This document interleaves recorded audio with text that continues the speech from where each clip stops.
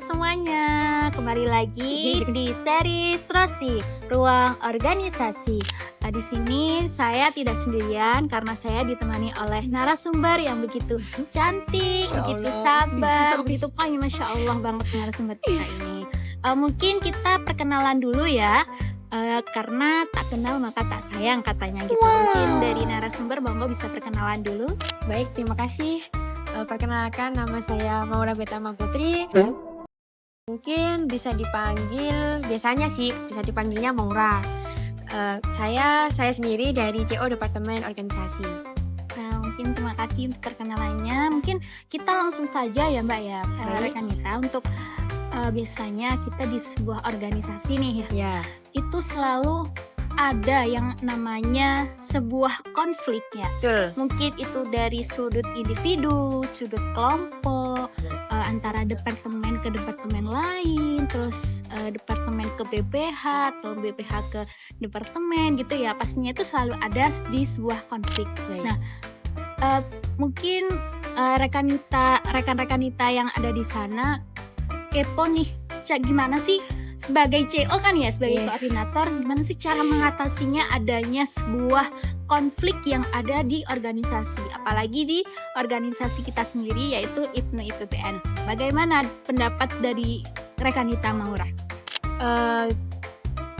Sebenarnya gini, konflik di sebuah organisasi itu kayak hal biasa ya kayaknya ya. Itu adalah mungkin maklum ya, kalau sebuah organisasi pasti ada konflik, baik dari yang atas ke bawah, bawah ke atas gitu kan. Mungkin kalau saya sendiri ya, jujur dari pribadi saya, mungkin dalam menghadapi sebuah konflik di sebuah anggota ya, kemudian kan kita juga dari CO ya, mungkin banyak juga, itu yang pertama itu adalah menjadi pendengar yang baik. Baik itu yang pertama ya, Iya, soalnya kan kita mendekati dulu ke anggota agar anggotanya juga mau cerita apa sih konflik yang nggak bikin nyaman aja, nggak bikin nyaman dia ke mungkin ke atasannya atau ke apa gitu. Mungkin yang pertama itu adalah jadi pendengar yang baik. Nah, untuk yang kedua yaitu dalam sebuah konflik itu kita jangan menyimpulkan terlebih dahulu.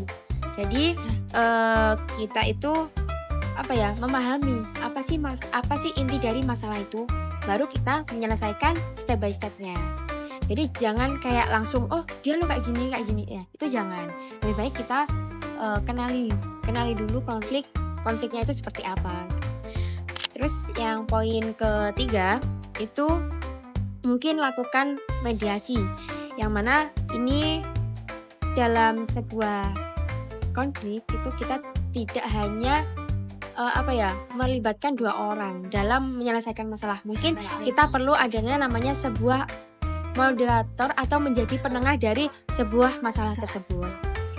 Mungkin itu yang bisa saya jawab, Kak. Mungkin itu ya rekan-rekan kita semuanya. Jadi mungkin nantinya sebagai CO atau koordinator pastinya itu ada aja masalah mungkin dari anggotanya gitu ya. Pasti. Itulah cara mengatasinya. Yang pertama jadi mungkin curhatan yang baik atau pendengar yang baik itu paling utama ya. Iya, mungkin paling penting. utama karena komunikasi itu Lebih penting daripada yang lainnya. Karena tidak ada komunikasi, kita tidak tahu apa sih yang ada di konflik tersebut gitu ya. Betul. Terus yang kedua itu tadinya ada mediasi dulu ya. Jadi kita harus bertemu dulu. Kenapa sih, kita tanya pelan-pelan dulu gitu ya. Kita renungkan dulu ini anaknya kenapa gitu ya. Terus yang terakhir adanya jangan menyimpulkan terlebih dahulu sebuah konflik. Jangan menyimpulkan tanpa adanya tahu ya. Jadi kita harus tahu nih apa masalah atau konflik yang ada di dalam organisasi ini tersebut. Nah, itulah catat ya untuk rekan-rekan itu semuanya, apalagi untuk sebuah CO, seorang CO ya, seorang CO atau BPH mungkin nantinya kalian harus tahu nih apa sih konflik yang ada di organisasi ini. Mungkin itu saja dari kami ya. See you next time di episode Rosi selanjutnya. Bye-bye.